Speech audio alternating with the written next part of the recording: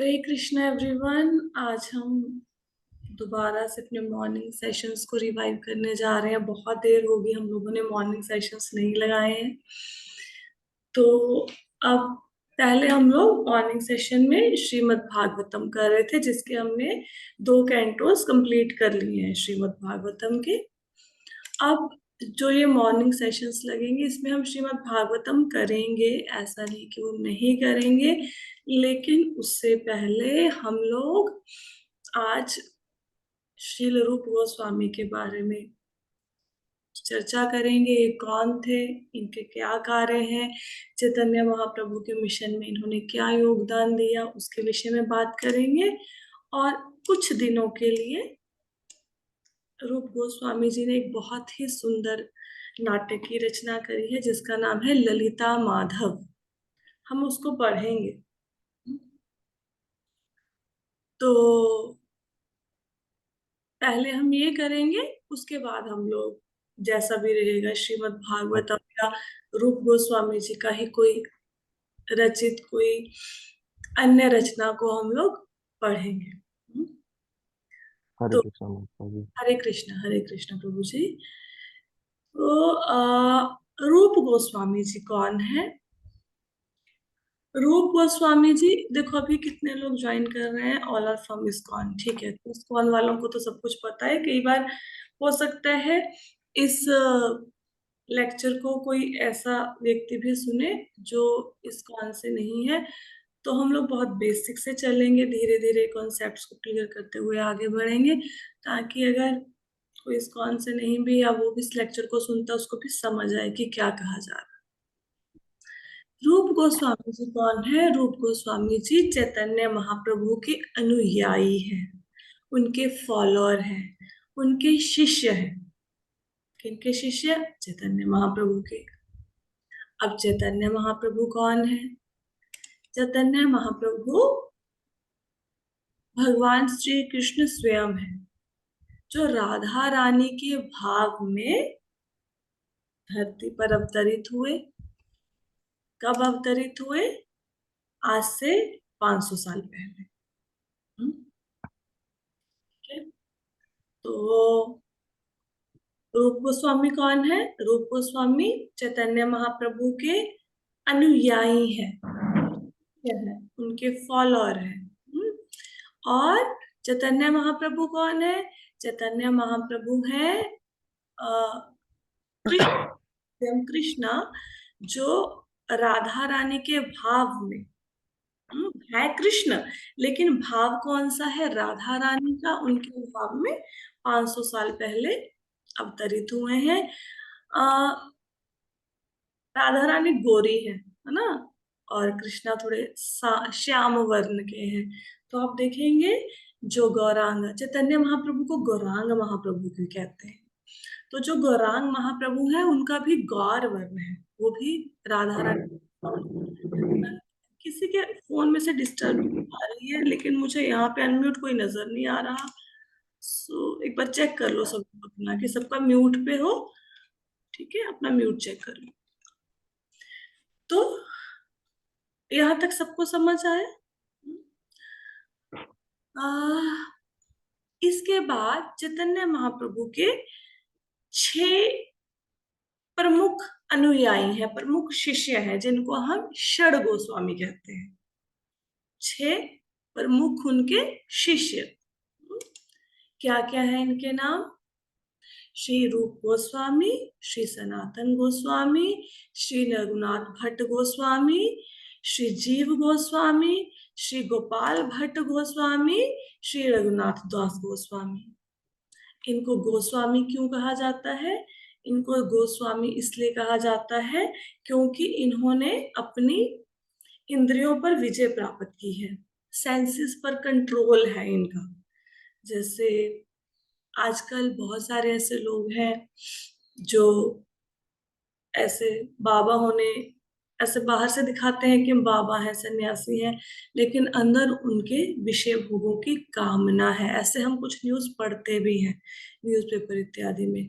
लेकिन ये जो गोस्वामी है, षड गोस्वामी, ये गोस्वामी है, इनका इंद्रियों पे पूरी तरह से कंट्रोल है।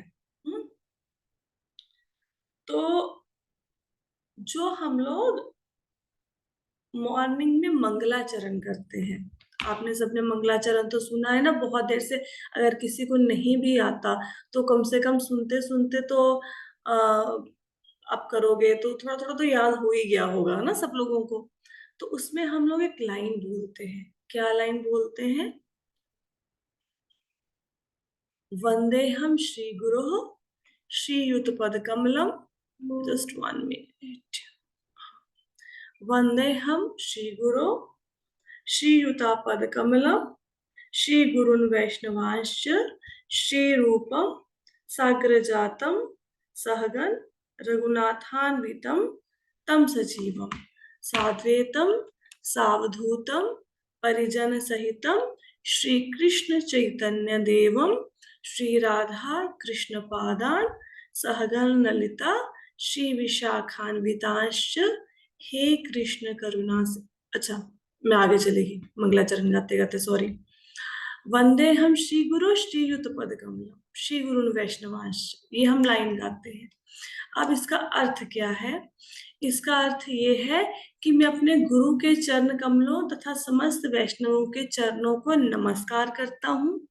मैं श्रील रूप गोस्वामी, उनके अग्रज, अग्रज कौन होते हैं? बड़े भाई, सनातन गोस्वामी एवं साथ ही रघुनाथ रघुनाथ दास, रघुनाथ भट्ट, गोपाल भट्ट तथा श्रील जीव गोस्वामी के चरण कमलों को सादर नमस्कार करता हूँ। तो इस लाइन में हम लोग क्या करते हैं? इस लाइन में हम लोग जो षड गोस्वामी है इनको प्रणाम करते हैं। अब आप पाएंगे कि इस लाइन में सबके नाम आ गए। ठीक है, क्लियर हुआ? तो हम पहले चैतन्य महाप्रभु के जो प्रधान 6 अनुयायी हैं उनको नमस्कार कर रहे हैं, राइट। अब आपने अगर मंगलाचरण को ध्यान से सुना होगा तो जस्ट 1 मिनट, कुछ लोगों का ना ज्वाइन नहीं हो रहा। मैं 1 मिनट लिंक दोबारा भेज दूं, मेरा ध्यान ना उधर ही जा रहा है बार बार। आप लोगों का, बाकियों का तो सही से ज्वाइन हो गया, किसी को कोई दिक्कत नहीं आई है ना? जी माता जी। 1 मिनट, दोबारा से लिंक भेज देते हैं। कोई ग्रुप में दोबारा से लिंक सेंड करेगा, क्योंकि मेरे मोबाइल से शायद लिंक जा नहीं रहा है। आप करो, कर देती हूँ माता जी। आप करो, ठीक है। नहीं तो फिर मैं उनको फोन पे ले लेती हूँ, संजय जी को। तो यहां तक किसी को कोई प्रॉब्लम तो नहीं जितना समझाया? हाँ, ठीक है, अच्छे से समझ आया। जी माता जी। अब आगे चलते हैं। अगर आपने मंगलाचरण को ध्यान से सुना हो तो मंगलाचरण में जब हम कहते हैं ना ओम ज्ञानतिमिरान्धस्य ज्ञानांजन शलाकया चक्षुरुन्मीलितं येन तस्मै श्री गुरुवे नमः, ये फर्स्ट लाइनें होती हैं।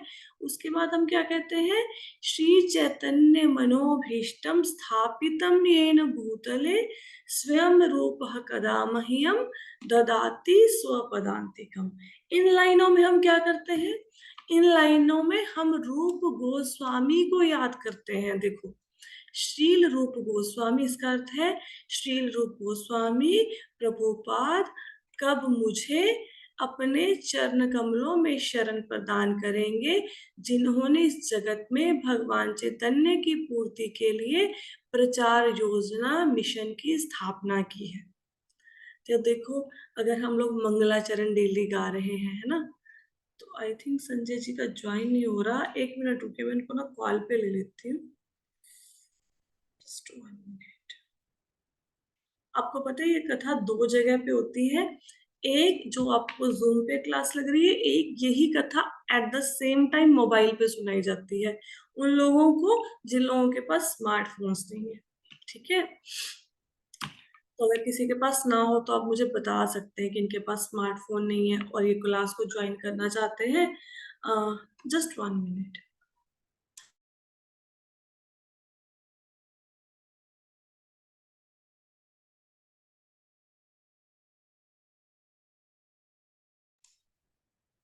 ओके, तो अभी थोड़ा सा रिपीट कर देती हूँ जिन लोगों का ज्वाइन नहीं हो रहा था, जिन्होंने अभी अभी ज्वाइन किया है।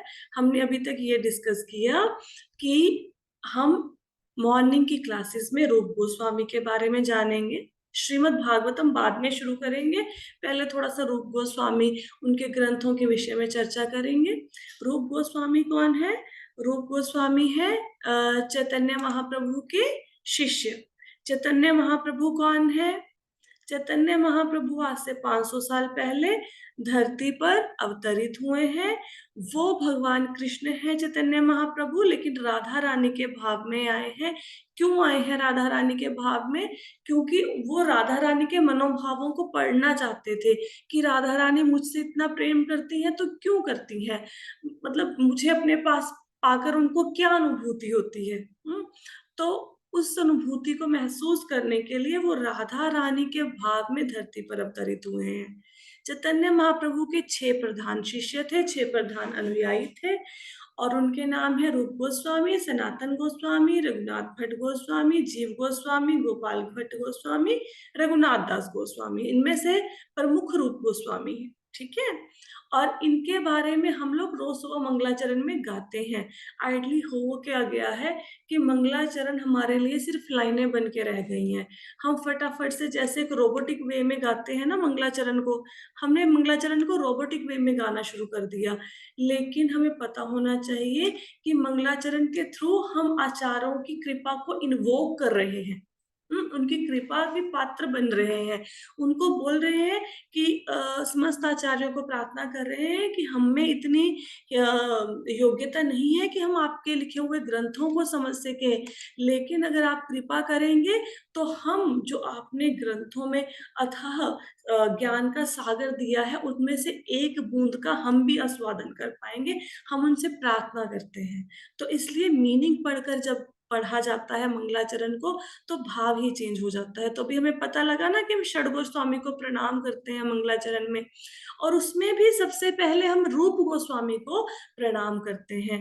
तो आप देखो रूप गोस्वामी कितने महान होंगे कि मंगलाचरण के सेकंड पार्ट से स्पेशली रूप गोस्वामी जी को प्रभुपाद प्रार्थना करते हैं कि आप कब मुझे अपने चरण कमलों में शरण प्रदान करेंगे, और आपने इस जगत में प्रचार के लिए चैतन्य महाप्रभु के नाम के प्रचार के लिए जो मिशन की स्थापना करी है, कब में उसमें पार्टिसिपेट हम कर पाएंगे, कब आपकी शरण हमें मिलेगी, ये भाव है। आगे चले।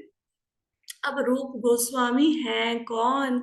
उनको इतना महत्व क्यों दिया जा रहा है? रूप गोस्वामी है रूप मंजरी। मंजरी कौन होती है? देखिए, एक मंजरी होता है, एक सखी होता है। ऐसा तो सहचरी भी होता है, बट हम अभी सखी और मंजरी की बात करेंगे। सखियां होती हैं जो, देखो सखियां दोनों की है, राधा रानी की भी सखियां हैं, कृष्णा की भी सखियां हैं। जैसे चंद्रावली है तो चंद्रावली कृष्णा की सखी है, ललिता सखी है, विशाखा सखी है, ये राधा रानी की सखियां हैं। सहेलियां हैं, सखियां हैं। तो सखियां कौन? सखी मतलब सहेली, राधा रानी की। अब मंजरी कौन होता है? मंजरी होती है सेविका। सेविका, और सेविका कह सकते हैं, दासी कह सकते हैं। मंजरी होती है दासी।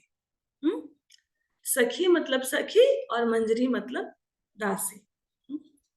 और जो मंजरी है, मंजरी का स्थान बहुत ऊंचा है, बहुत ऊंचा। मंजरी का स्थान कैसे ऊंचा है? जब राधा कृष्ण अपनी लीलाएं करते हैं, राधा कृष्ण की लीलाएं रोज होती हैं, दैनिक होती हैं, रोज राधा कृष्ण अपनी लीलाएं करते हैं।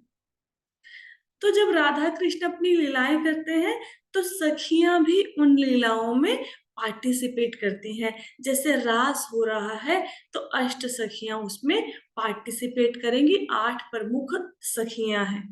आपने 8 प्रमुख सखियों के विषय में तो सुना होगा ना, ललिता सखी, विशाखा सखी ना, रंग देवी ना, ये सब सखियां हैं। तो जब राधा कृष्ण इनके साथ लीला करते हैं तो उसके बाद वो एकांत में चले जाते हैं।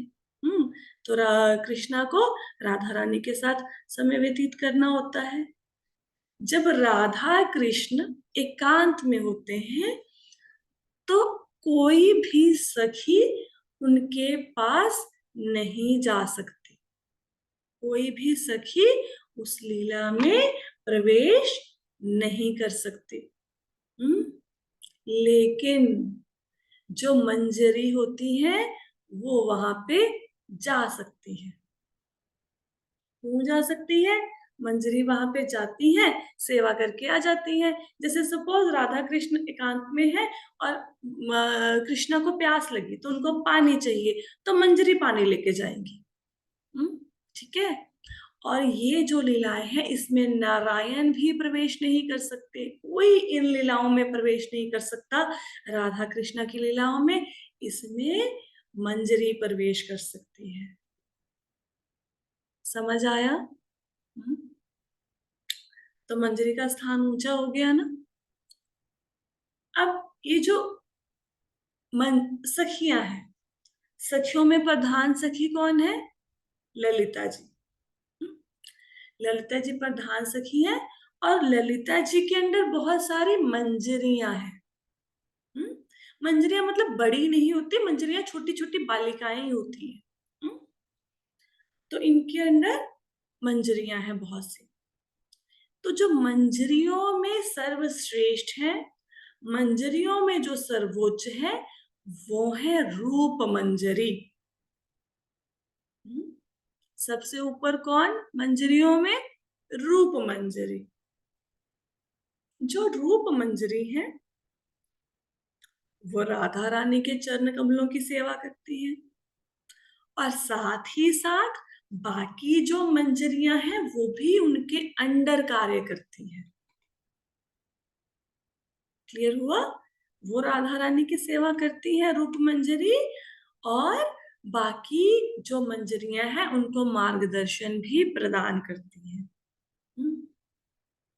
अब मंजरी को थोड़ा सा और ज्यादा समझते हैं। देखो अच्छा मैंने स्लाइड इंक्लूड नहीं करी, चलो मैं वैसे ही बता देती हूँ। जैसे आपको पता है 5 प्रकार के रस होते हैं, मैंने बहुत बार आपको बताया। अम, शांत रस, दास्य रस, हाँ, साख्य रस, वात्सल्य, मधुराई रस। हाँ, माधुर्य रस। ये 5 प्रकार के रस होते हैं। अब जो रस होते हैं, रस का अर्थ ये है कि शांत रस में व्यक्ति चाहता है मैं भगवान कृष्ण की बांसुरी बन जाऊं, उनके मोर मुकुट का पंख बन जाऊं, मैं उनके पैर की पायल बन जाऊं, ये शांत रस। साख्य रस मतलब मैं उनका सखा बन जाऊं, मैं अर्जुन बन जाऊं, मैं श्रीधामा बन जाऊं, मैं सुधामा बन जाऊं। और दास्य रस में जैसे भगवान के दास, ऐसे हनुमान जी भगवान के दास हैं, चित्रक पत्रक भगवान के दास, ऐसे मैं भगवान का दास बन जाऊं। और वात्सल्य रस में मैं भगवान मेरे बालक बने, मैं उनके माता बन जाऊं, उनका पिता बन जाऊं। माधुर्य रस में भगवान मेरे पति हैं या मेरे प्रेमी हैं और हम उनकी प्रेमिका हैं या पत्नी है, वो भाव होता है माधुर्य रस में। अब ये जो मंजरी शब्द है चैतन्य महाप्रभु ने दिया है हमें। कोई व्यक्ति मंजरी, अच्छा मोबाइल पे ना मैसेज आ रहा है, कुछ लोगों का ज्वाइन नहीं हो रहा, कोई ये लिख के डाल दो उनको कि उनको रिकॉर्डिंग मिल जाएगी अगर नहीं ज्वाइन हो रहा, क्योंकि मैं और तो कुछ नहीं कर पाऊंगी, अभी तो क्लास लग रही है। उनको रिकॉर्डिंग मिल जाएगी, लिख के कोई डाल दो, नहीं तो सब बेसब्र हो जाएंगे कि भाई क्यों क्लास नहीं ज्वाइन हो रही। क्लास हुई बहुत सुंदर रही है आज की। अब कोई कहे कि मुझे भगवान का सखा बनना है, ठीक है, साख्य रस में भगवान की भक्ति कर रहा है। अब साख्य रस में भक्ति तो कर रहा है लेकिन हम अर्जुन नहीं बन सकते। हम वात्सल्य रस में भगवान की भक्ति तो कर सकते हैं, मतलब, लेकिन हम लोग यशोदा माता का स्थान नहीं ग्रहण कर सकते। हम माधुर्य रस में भगवान की पति या प्रेमी के रूप में भक्ति कर सकते हैं, उनको अपना पति मान सकते हैं, प्रेमी मान सकते हैं, लेकिन हम राधा रानी, ललिता सखी, विशाखा सखी की जगह नहीं ले सकते। हम्म तो हम क्या करेंगे फिर? जीव के लिए क्या है? अब हम प्रेम तो करते हैं भगवान से कि वो हमारे मालिक हैं, हम उनके दास हैं, उनके सेवक हैं, या फिर हम कहते हैं हम तो उनके सखा हैं। भाव तो हमारा वो है, भाव तो है कृष्ण हमारे प्रेमी, हमारे सखा, हमारे बालक। लेकिन हम उनकी जगह तो नहीं ले सकते। जो यशोदा मैया है, अर्जुन है, हनुमान जी है, ललिता विशाखा सखी राधा रानी है, तो हम क्या करेंगे? तो जीव के लिए क्या है? जीव इनका दास बन जाता है। जैसे अगर किसी के मन में यशोदा मैया वाला भाव है कि भगवान मेरे बालक हैं, तो हम यशोदा मैया के दास बन जाएंगे। तो यशोदा मैया भगवान की माता के रूप में सेवा करेंगे, तो हमें भी वही सुख प्राप्त हो जाएगा सेवा करने का। इसी प्रकार अगर हम लोगों ने सपोज माधुरी रस में भगवान की भक्ति करनी है पति या प्रेमी के रूप में, तो हम ललिता सखी विशाखा सखी नहीं बनेंगे, हम राधा रानी तो बन ही नहीं सकते। हम क्या करेंगे? हम मंजरी में बन जाएंगे, हम मंजरियों की दासी मंजरी ये बन जाएंगे। तो हम उनकी सेविका बन जाएंगे। उनकी सेवा करते करते जो हमारे अंदर से भाव है उनकी भी तुष्टि हो जाएगी। लेकिन हम उनकी जगह नहीं ले सकते, क्योंकि जो उनकी जगह है वो उन्हीं की जगह है, हम उस स्थान को नहीं हिला सकते। तो जो अभी न्यूली एंटर होएगा गोलोक वृंदावन में, है ना, कोई यहां से गए, तो वो मंजरी बनेगा। तो मंजरी के रूप में उनको सेवा प्रदान की जाएगी। अच्छा, मंजरी का भाव सेवा का ही होता है।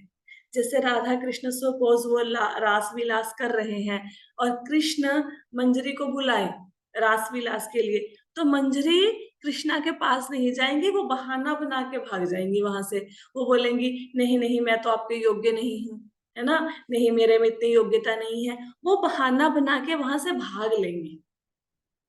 अगर भगवान कृष्ण बुलाएंगे भी तो भाग लेंगे वहां से। हाँ, क्योंकि दास्य है ना, दास्य भाव है। तो लेकिन सुख उनको वही प्राप्त होगा जो बाकियों को प्राप्त हो रहा है। ठीक है, तो यहां तक समझ आया सबको? ठीक है, जी ओके। माता जी जी। माता दी। अच्छा जी जा रहा माता दी। है, थोड़ा बढ़िया लग रहा है, नया सा टॉपिक है ना। तो जो रूप मंजरी है ये है प्रधान मंजरी। मोर पंख रंग के वस्त्र पहनती हैं ये। हाँ, ये देखा भी होएगा आपने, यहाँ पे आपको दिख भी रहा होएगा। तो अभी हम लोगों ने मंजरी के विषय में पढ़ा। तो रूप गोस्वामी रूप मंजरी है, इनका बहुत उच्च स्थान है, बहुत ऊंचा स्थान है। राधा रानी स्वयं जब रूप गोस्वामी धरती पर आए, जब ये वृंदावन में भक्ति करते थे, तो बहुत बार राधा रानी स्वयं आके रूप गोस्वामी जी की सेवा करके गई हैं, बहुत बार। बहुत सारी ऐसी कथाएं आपको मिलेंगी। हम लोग भी मॉर्निंग में, अभी ये हमारा सेशन चल रहा है, उन कथाओं की, कुछ कथाओं की चर्चा करेंगे, कुछ प्रसंगों की। ठीक है, आगे चलते हैं। देखिए, अगर हम लोग चाहते हैं कि हम चैतन्य महाप्रभु की लीलाओं में प्रवेश करें, प्रवेश करें मतलब उनको, उनका आस्वादन करें, उनके बारे में पढ़ें, उनको समझें, या हम चाहते हैं कि हम राधा कृष्ण की लीलाओं को समझें। मटर से ट्रे का दिन बता हमारी कौन सी दिक्कत, आलू मटर बनाने अ, अरविंद टाइम लगा।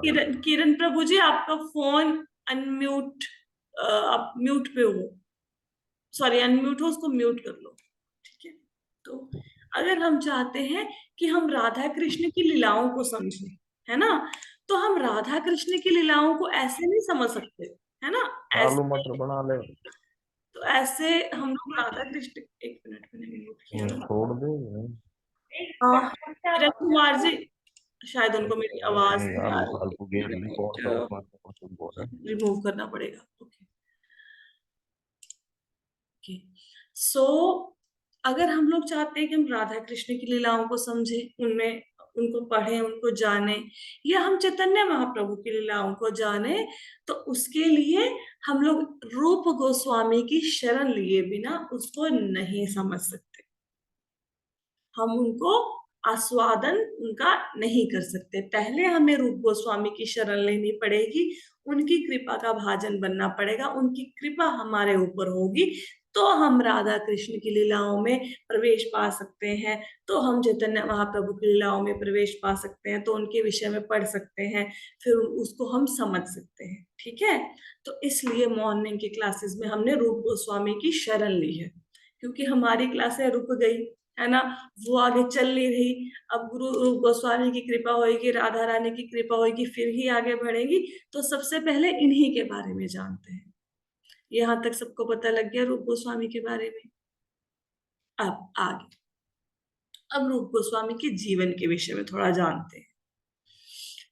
तो रूप गोस्वामी का जन्म एक बहुत उच्च ब्राह्मण परिवार में हुआ था। भारद्वाज इनका गोत्र था और इनके पिताजी का नाम था कुमारदेव। तो कुमारदेव के और भी पुत्र थे, लेकिन इनमें से 3 प्रमुख थे जो भक्ति के मार्ग पर चले। उनके क्या नाम थे? संतोष, अमर और वल्लभ, श्री वल्लभ, ये उनके नाम थे। अब संतोष कौन है? संतोष रूप गोस्वामी ही है, लेकिन उनको रूप नाम चैतन्य महाप्रभु ने दिया था, उससे पहले उनका नाम था संतोष। इनके बड़े भाई का नाम था अमर, मतलब जो सनातन गोस्वामी है वो अमर है। सनातन नाम उनको चैतन्य महाप्रभु ने दिया था, पर उनका नाम रियल था अमर। तो रूप गोस्वामी संतोष, सनातन गोस्वामी इनके बड़े भाई अमर, इनके और एक और भाई थे जिनका नाम था अनुपम। उनका नाम रखा गया, चैतन्य महाप्रभु नाम दिया श्री वल्लभ। ठीक है, ये 3 भाई भक्ति के मार्ग में आए। तो इनके पिताजी का देहांत हो गया, कुमारदेव जी का। तो इनके बाद इनके दादाजी ने इनका पालन पोषण किया, मुकुंद देव जी ने इनको व्याकरण की शिक्षा दी, संस्कृत की शिक्षा दी इनको, क्योंकि उस समय भारत में मुगलों का शासन था और जिनको अरबी, फारसी, पारसी आती थी, पर्शियन लैंग्वेज, उनको जॉब्स मिल जाती थी मुगलों के यहाँ पे। तो इनको इन भाषाओं का ज्ञान दिया गया, अरबी, फारसी इत्यादि। जब ये सारी शिक्षा, मतलब लैंग्वेजेस का इनको ज्ञान हो गया, बाकी सारे ज्ञान भी हो गए, तो फिर इनको नौकरी मिल गई हुसैन शाह के यहाँ पे। ये जॉब करने लग गए। रूप गोस्वामी, सनातन गोस्वामी और अनुपम, ये तीनों जॉब करने लग गए। इनमें से जो रूप गोस्वामी थे, रूप गोस्वामी जिनका नाम क्या था? संतोष, और सनातन गोस्वामी का अमर नाम था। जो रूप गोस्वामी थे वो जो नवाब हुसैन था उनके सेक्रेटरी बन गए। I think there is some mistake, Roop Goswami was finance minister. ठीक है, मैं कल पढ़ के आपको बता दूंगी, यहाँ पे मुझे थोड़ा सा मिस्टेक लग रहा है, वो फाइनेंस मिनिस्टर थे। चलो, तो मैं कल क्लियर कर दूंगी। तो रूप गोस्वामी और सनातन गोस्वामी इनमें से एक बादशाह के सेक्रेटरी बन गए, और रूप गोस्वामी को नाम दिया गया दाबिर खास। ऐसे मुगलों के यहाँ पे ना उनके नाम रख देते थे कि भाई, ऐसा बोलते थे कि तुम्हें उपाधि दी गई है ये, है। तो उनको उपाधि दी गई रूप गोस्वामी जी को दाबिर खास, और जो सनातन गोस्वामी था उनको उपाधि दी गई साकर मलिक। कई कई जगह पे इनको साकिर मलिक भी लिखा गया है, कई कोई जगह पे साकर मलिक लिखा गया, तो साकर मलिक की इनको उपाधि दी गई। अब ये नवाब के यहाँ पे नौकरी करते, और इनकी वेशभूषा मुसलमानों की होती, वैसे ही वो वस्त्र धारण करते, वैसे ही वो अरबी फारसी में बातें करते, तो पूरा रहन सहन मुस्लिम वाला था इनका। तो क्या हुआ कि ये लोग चाहते थे, अब है तो भारद्वाज गोत्र से है, ब्राह्मण परिवार से है, और इनका घर इन्होंने बनाया रामकेली में। रामकेली एक जगह का नाम है। तो जब ये अब काशली के घर पे आते तो वहां पे वैष्णव एटिकेट्स का पालन करते, जैसे हमारे नियम विधि विधान है उनका पालन करते, वैष्णव संग करते। लेकिन जब वहां पे राजा के यहाँ पे होते तो जैसे मुसलमानों का जीवन है वैसे व्यतीत करते। ये चाहते थे कि ये चैतन्य महाप्रभु की शरण ले। ये अपनी इस लाइफ से छुटकारा पाना चाहते थे, जो नवाब की नौकरी कर रहे थे इससे। तो इन्होंने क्या किया, दोनों भाइयों ने प्रमुख है, जैसे तीन भाइयों के नाम है, उनमें प्रमुख है रूप गोस्वामी और सनातन गोस्वामी। तो इन दोनों भाइयों ने पत्र लिखा चैतन्य महाप्रभु को। चैतन्य महाप्रभु का रिप्लाई आया कि भाई आप जिन रिस्पॉन्सिबिलिटीज को पालन कर रहे हो, जैसे भी आप नौकरी कर रहे हो, ऊंचे पदों पे थे, उनकी बहुत अधिक सैलरी थी, बहुत अधिक उस जमाने में। हम 14 की बात कर रहे हैं, मतलब 14वीं शताब्दी के लास्ट की बात कर रहे हैं, 15वीं शताब्दी की स्टार्टिंग की। तो उस जमाने में इनकी बहुत अच्छी सैलरियां थी। तो बहुत ऊंचे पदों पे थे, और बादशाह इनसे पूछे बिना कोई काम करता नहीं था। तो ये नौकरी इनके मतलब जैसे गले की फांस बन गई कि छोड़ नहीं सकते, है ना। बादशाह इनकी सलाह से ही सारे काम करता है। तो इन्होंने पत्र लिखा, तो चैतन्य महाप्रभु का रिप्लाई आया कि अभी जो काम आप कर रहे हो उसको करते रहो, ठीक है, तो बहुत जल्दी इनसे भेंट करेंगे वो। फिर क्या हुआ, फिर एक बार चैतन्य महाप्रभु रामकेली गांव में आए। जब रामकेली गांव में आओ, तो इनके पीछे पीछे चैतन्य महाप्रभु के पीछे बहुत बड़ी भीड़ आई, क्योंकि जहां चैतन्य महाप्रभु जाते थे वहां पे वो सारे भक्त गांव के लोग उनके दर्शनों के लिए आ जाते थे। तो नवाब डर गया कि भाई ये कौन आ गया है ना, तो पता करो। तो उन्होंने अपने किसी मंत्री से पूछा ये कौन है। तो उन्होंने बोला कि ये साधारण सन्यासी है। उसने इसलिए बोला कि साधारण सन्यासी है कि नवाब को कहीं गुस्सा ना आ जाए और चैतन्य महाप्रभु को कोई हानि पहुंचाने की कोशिश ना करे।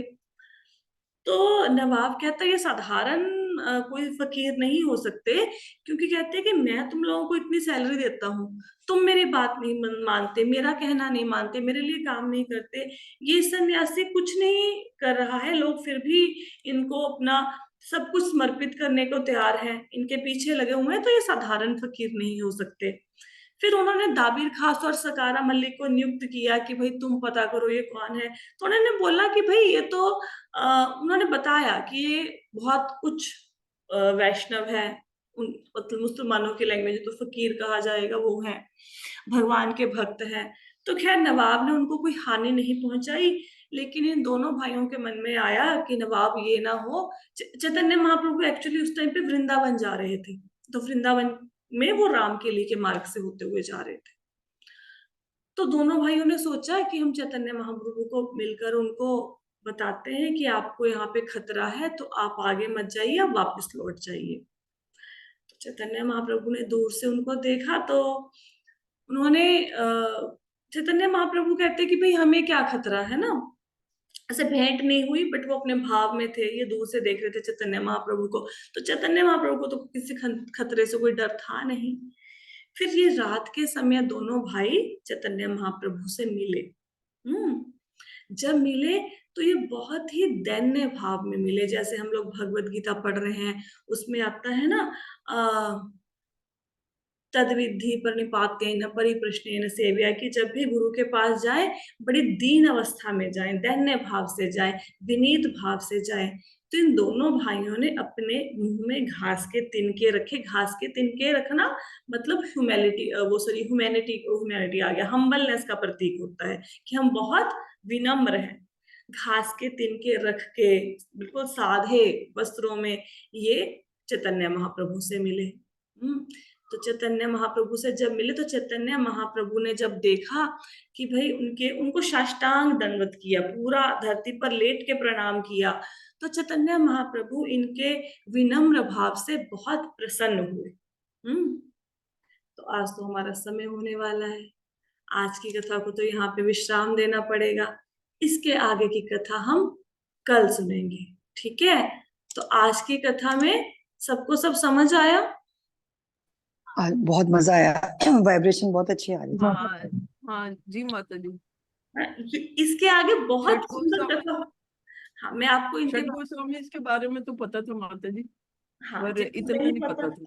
अभी अभी मॉर्निंग की क्लासेस में थोड़ा इनके बारे में जानेंगे। अब इससे आगे की कथा हम लोग कल करेंगे, ठीक है, तो तब तक के लिए Hare Krishna. Thank you so much for joining the Hare session. Krishna. Hare Hare Krishna माता जी, दंडवत हाँ, प्रणाम। प्रणाम। हरे कृष्णा। हरे कृष्णा। हरे कृष्ण माता जी, दंडवत प्रणाम।